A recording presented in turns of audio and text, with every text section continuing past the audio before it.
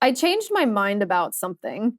I find conversations about when people change their minds on something to be one of the most fascinating kinds of social conversations, because I think it tells you a lot about the character of the person, especially if it's a principled person or really just a stubborn, hard-headed person like I am. I don't change my mind about things often because I'm pretty confident in my decisions. I've usually thought through positions that I hold, but I always find it really interesting when someone that I know, someone who's opinionated, changes their opinion on something, because it shows me either that their values are shifting or that they've gotten new information that's changed the equation, which leads them to the outcome of the decision changing. So let me walk you through what I've changed my mind about and why. And I'm going to start with this video of Senator Mitch McConnell.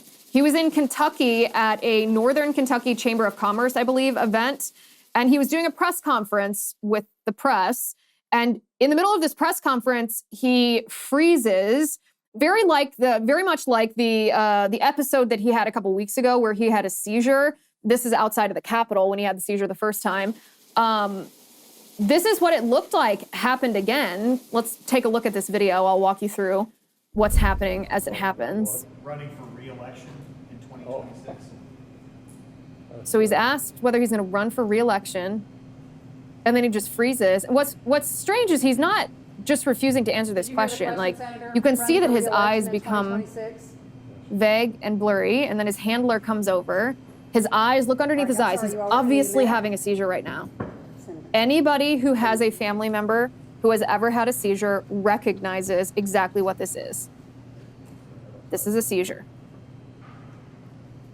And then he kind of comes back to, it's like almost going unconscious without losing consciousness. How old is Mitch McConnell? How old is Mitch? I'm Googling this right now. Somebody else have a question? Please speak up. He's 81 years old. He's 81 years old. He is the Senate Minority Leader. This is the second time this has happened in the space of, what was that, a month ago? It couldn't have been more than 2 months ago that this happened in front of the Capitol.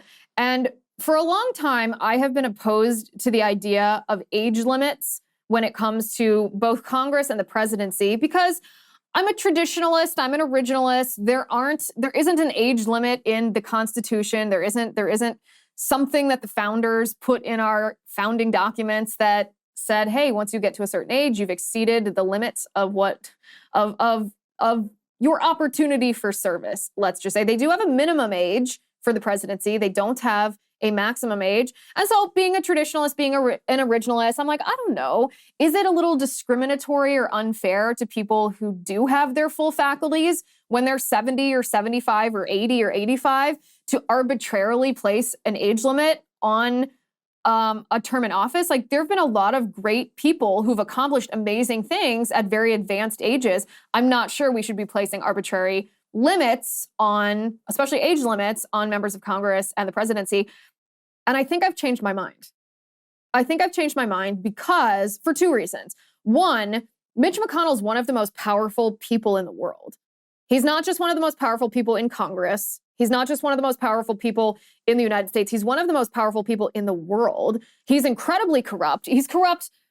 I can't quite compare his corruption level to Hunter Biden and Joe Biden, but it's the same sort of thing. His wife, Elaine Chao, is a perpetual bureaucrat, cabinet-level bureaucrat, and her sister has a shipping company that is tied to the Chinese Communist Party. And because of Mitch McConnell and Elaine Chao's position in the U.S. government, this shipping company gets contracts and it's tied to the Chinese Communist Party. Like, this is really deep and disgusting corruption. Mitch McConnell's part of it. It's part of the reason that he's opposed to impeachment of Joe Biden. He's a swamp creature. He's a swamp creature. And it's not just that's changing my mind, although I think that probably plays a role in it, because right now he is continuing in his position, not because he believes that he's qualified to continue serving, not because the people around him believe that he's qualified to continue serving, but because he and his family and the people around him don't want to lose the perks of him being in a position of power. And that in and of itself is a whole other layer of corruption. Right now, we're governed not just by the administrative state and by unelected bureaucrats. We're governed by like ancient dinosaurs. Joe Biden and Mitch McConnell and Dianne Feinstein Hillary Clinton, even Donald Trump, who I know it's hard to compare Donald Trump because he doesn't have the demeanor of a geriatric, but he's extremely old too. At some point, he will lose his faculties. At some point, he will lose his physical robustness. And what are we going to be left with? We're going to be governed by a row of people in assisted living homes. This is not good. This is bad. We're about to get to the point where the leaders of our nation who are governing us, making laws that rule our families and our society, are going to be ruling us from assisted living facilities. This is not good. And so this is why I changed my mind, because I was thinking about this from a very individualistic standpoint. Like, oh, why should Mitch McConnell not be allowed to serve if he wants to serve just because he's a certain age? And I realized that that's the wrong perspective through which to view this. I shouldn't be viewing this from an individualistic standpoint. Just like if I want to serve in the military, I probably can't because I don't meet the standards, the qualifications that allow me to serve in the military. Just like Mitch McConnell, if he wanted to serve in the military, he wouldn't be allowed because he's too old. It's okay to have limits that might not be pleasant for someone on an individual basis if it's better for the military or better for the government and better for society. So I think I'm changing my mind about this.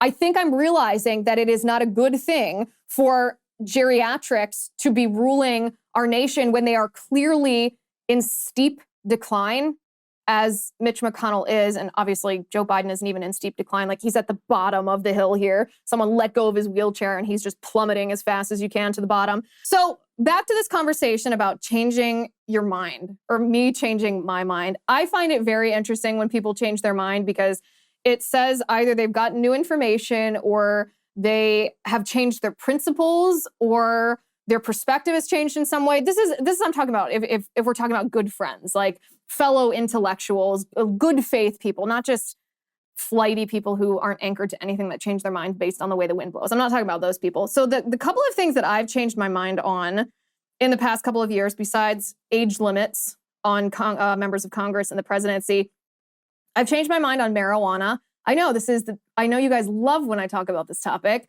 I never lose subscribers to in his high numbers is when I talk about marijuana, but I will never stop talking about it. Never.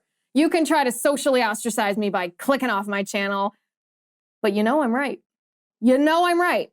Marijuana is not safe. It's not harmless. It's not just blazing up a doobie. Marijuana leads to psychosis and leads to violence. And the studies show that. It's the so-called recreational marijuana lobby that was disguised as medical marijuana that convinced everyone that it's less harmful than alcohol, and that's not true. It's never been true. That's anti-scientific. So I changed my mind about that. Not that I was ever a proponent of smoking pot. I've never smoked pot, never was a proponent, but I used to be fairly libertarian-minded about what the laws should be surrounding marijuana. I used to think, well, I think it's stupid if you're a pothead, but whatever, if you want to smoke in your basement, do your thing. Hi guys, it's Liz Wheeler. Don't forget to watch my show, The Liz Wheeler Show, every night at 7 p.m. on the First TV. You can download the free First TV app, or you can visit thefirsttv.com/Liz and start watching today.